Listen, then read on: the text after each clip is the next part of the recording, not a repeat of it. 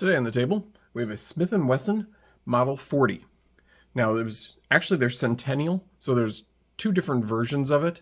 So they call it either the Smith & Wesson Centennial or the Smith & Wesson Model 40. And what happened was that the Centennial was introduced in 1952 for the company's for Smith & Wesson's 100th anniversary. And then later on, like around 1957, they renamed it to the Model 40. So just again to be clear, when this was introduced in 1952, they named it the Centennial, and that was because Smith & Wesson obviously started in 1852. And then 5 years later, in 1957, they changed the name of this one from the Centennial to the Model 40, and that's what we have here. We have a very, very early Model 40 here. Now this one is a serial number I can show you here. It's 5 digits. And you can see it starts with a 1-4.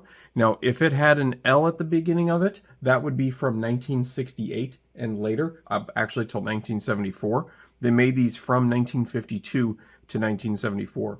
But then in 1968, they changed the prefix on these. So they put an L. So if you're looking for one of these, if you see one and it has an L on it, that one's going to be from 1968 to 1974.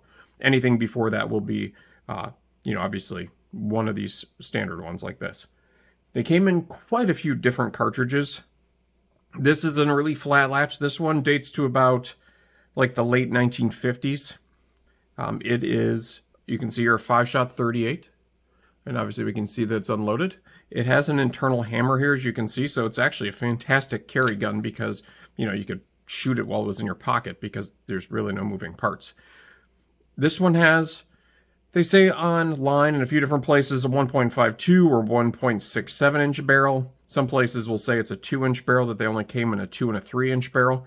As you can see too, that this is, the 3-inch barrels are actually quite rare, especially a nickel one with a 3-inch barrel. Those are very rare.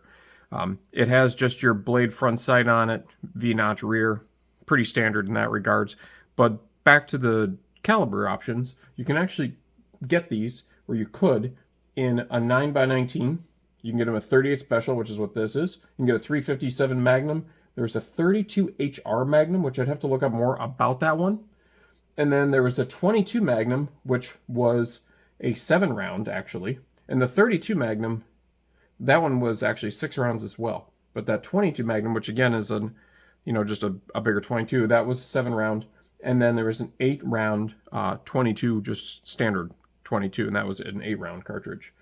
But this is obviously double action only, just because it has that internal hammer on it.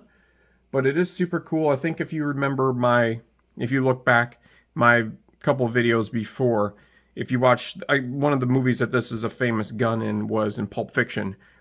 Honey Bunny, the girl that was robbing the diner with the other fellow who was trying to take the briefcase from Samuel L. Jackson.